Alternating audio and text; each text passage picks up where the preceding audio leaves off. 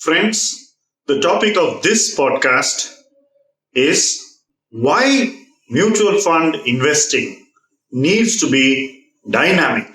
In the first of this series, I talked to you about the structural problems that we are facing in our mutual fund investing at the moment. The general belief among many peers is that just let it go, allow time, and everything will be all right. So if you are having a mix of products which you have purchased, say from 2017 onwards, just run that investment and everything will become all right. Time will heal. The second belief is that if you're running an SIP, just keep averaging and over time your investments will be all right. Now, let me start with the second belief. What is the problem with the second belief? You take the last three bull markets, be it 2008, 2000 or earlier, what happened was that the bull market focused on one or two sectors. The SIPs were predominantly centered around those two sectors. So people kept running those SIPs for a very long period. If you ran a tech SIP from 2000 to 2004, you wouldn't have gone anywhere. So the concept of sticking to past conviction probably would not have helped.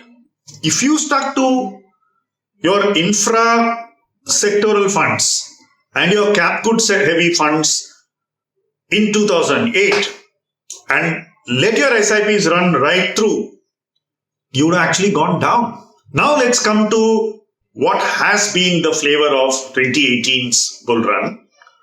The flavor of the 2018 bull run at the Nifty level has been in financials, and outside of the Nifty, the flavor has been thematic and focused mainly on FMCG and on midcap and small cap. So these are the three areas where a lot of interest has been there.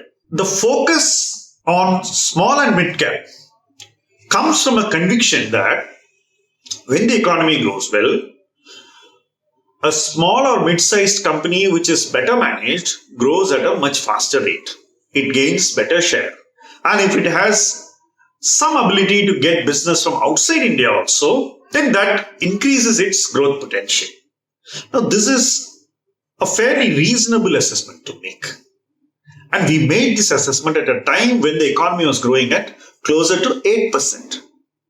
Now, this year, your economy will probably not grow or grow at a very small rate. And next year, we don't have too much visibility, but it's safe to say that the growth progression will be gradual and incremental. It's not going to be dramatic. So in this scenario, the small and mid-sized company that could contribute differently in the earlier bull run may not be able to repeat the same success.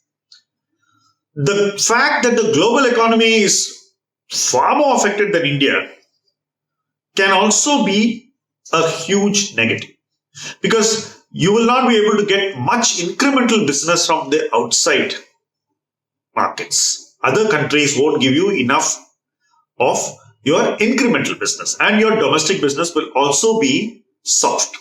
So in this scenario, while these firms will survive to fight another battle in good times, what they do in the interim may not be enough to justify your blind conviction in them, which means that your conviction needs to be opened up, questioned, and reasoned again from the beginning. That is why your investments in the small and mid-cap space cannot be static. You need to have a dynamic approach to it.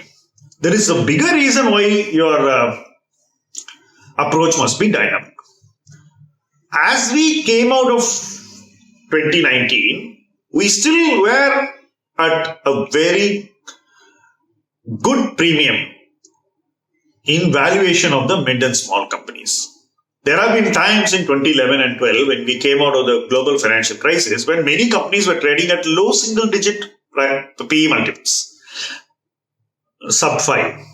And these are good companies. The same companies are still trading at 25 times, 20 plus times as we enter 2020. And COVID has hit us in a way in which we don't know what these multiples are when we exit COVID. So you could actually see the multiples expand. That means that even if the prices are the same as they were before Corona, you may be paying a higher multiple for them. The question is, on what basis you are retaining such heightened optimism? You can have such optimism only if you see visibly that your growth is going to come back and compensate for this phase of negative growth or poor growth. Now, do you see such a thing happen? Do you have visibility? These are questions for which you will have obvious answers, and I don't want to judge each investment because each investment is specific. But as a category, I can say with some conviction that the valuations will look more expensive when we come out of COVID-19 for the simple reason that the business looks more fragile.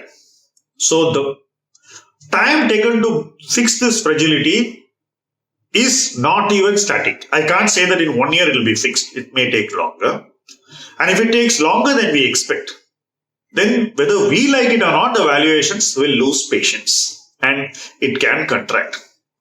Therefore, there is a need for our investing also to be more dynamic, and you can't have a static strategy of saying that I've done this SIP, let it run for 5 years, I'll be all right. You need to be very, very specific.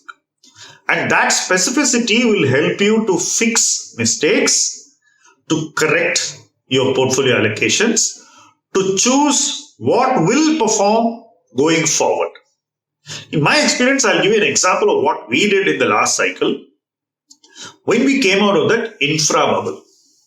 Firstly, we were very clear on one thing. SIPs in infra must be stopped. That was something we were very clear. So we stopped the SIPs. Second, we looked at the multi-cap funds also to see which were the weaker funds. So we stopped the SIPs there also and gradually exited those and built a portfolio which was a mix of pharma, consumption, banking, and layered each one after the other when the risks became lower and we could see visibility of business performance. I would think a similar approach is warranted now. I am not saying that you should buy those sectors, but you need to buy sectors which look good from here. It could be a completely new set of sectors, a new team. It could be anything. But you need to layer and you need to have a dynamic approach.